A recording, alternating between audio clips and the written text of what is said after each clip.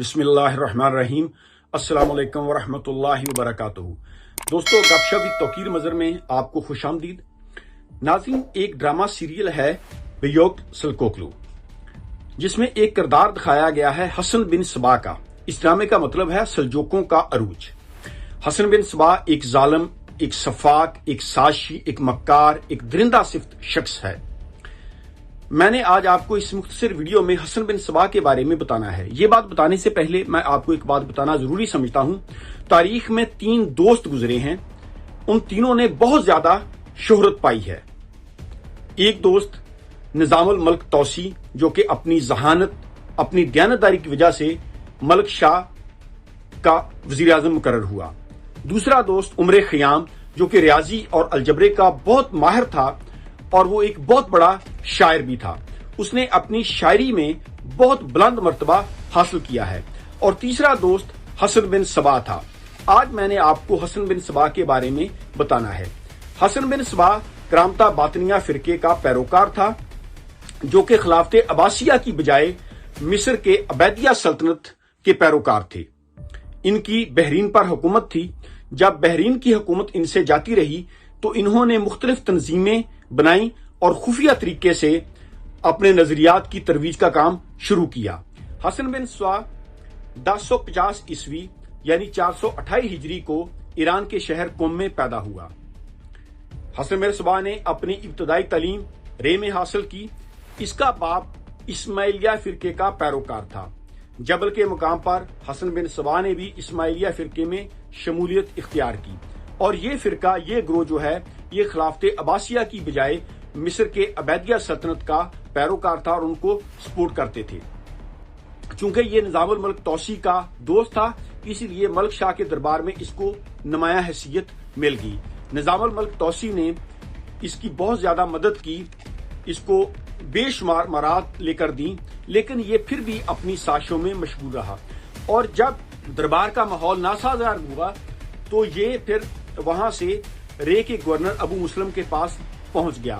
وہاں پر جا کر اس نے جو باطنیہ فرقے کی تبلیغ کا کام شروع کر دیا۔ باطنیہ فرقے میں جو شخص آ جاتا اس کو یہ رفیق کہتے تھے، اور جو اس فرقے کی اشاعت کا ترویج کا کام کرتا اس کو یہ دائی کہتے تھے۔ جب ابو مسلم کو اس کی سرگرمیوں کا پتہ چلا تو اس نے حسن بن صبا سے اس کی وضاحت طلب کی۔ حسن بن صبا نے کہا کہ مجھے کچھ مہلت دی جائے، اور رات کو یہ چپکے سے وہاں سے فرار ہو کر مصر چلا گیا۔ وہاں پر جا کر اس نے مصر کے حاکم فاطمی خلیفہ المستنصر کی خوب خاطر مدارت کی، اور خلیفہ نے اس کو دائل کبیر کا لقب دیا۔ خلیفہ نے اس کو عراق کی طرف بھیجا تاکہ یہ اس کی خلافت اور اس کی امامت کے بارے میں لوگوں کو بتائے۔ یہ وہاں سے جب خراسان کے علاقے کوہستان میں پہنچا، وہاں پر ایک جگہ تھی قلعہ الموت، یہ وہاں پر ٹھہرا۔ وہاں کا حاکم جو تھا یہ اس کا مرید تھا۔ وہاں پر اس نے اپنے آپ کو بہت ہی نیک پرہیزگار انسان جو ہے وہ ظاہر کیا، اور وہاں پر اس نے باطنیہ فرقے کے لوگوں کو اکٹھا کرنا شروع کر دیا۔ جب اس کے پاس کافی جمعیت اکٹھی ہوگی تو اس نے قلعہ الموت پر قبضہ کر لیا۔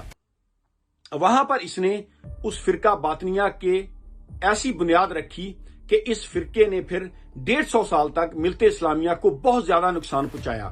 اس نے اپنے دور میں کئی عیسائیوں کو بھی قتل کروایا، جن میں طرابلس کا حاکم ریمنڈ بھی شامل تھا۔ حسن بن صبا کے گروپ کے لوگوں نے ہی سلطان صلاح الدین ایوبی رحمۃ اللہ علیہ پر 3 بار حملہ کیا اس کے فدائیوں نے، لیکن اللہ نے سلطان صلاح الدین ایوبی رحمۃ اللہ علیہ کو اپنے فضل سے محفوظ رکھا۔ جب اس کی حسن بن صبا کی سرگرمیوں کا نظام الملک توسی کو معلوم ہوا تو اس نے ایک لشکر بھیجا تاکہ قلعہ الموت پر حملہ کیا جائے، لیکن یہ لشکر جو ہے یہ ناکام ہوا۔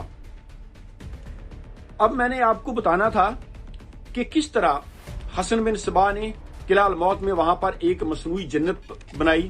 وہاں پر یہ لوگوں کو حشیش پلا کر ان کے ذہنوں کو معاف کر دیتا، اور پھر ان کو مصنوعی جنت کی سیر کروائی جاتی، اور واپس پھر ان لوگوں کو جب حشیش پلا کر حسن بن صبا کے سامنے پیش کیا جاتا تو وہ لوگ दोबारा जन्नत जाने के शौक में हसन बिन सबा का कहा मानते और फिर वो ऐसे काम करते जिससे हसन बिन सबा ने मिलते इस्लामिया को बहुत ज्यादा नुकसान पहुंचाया।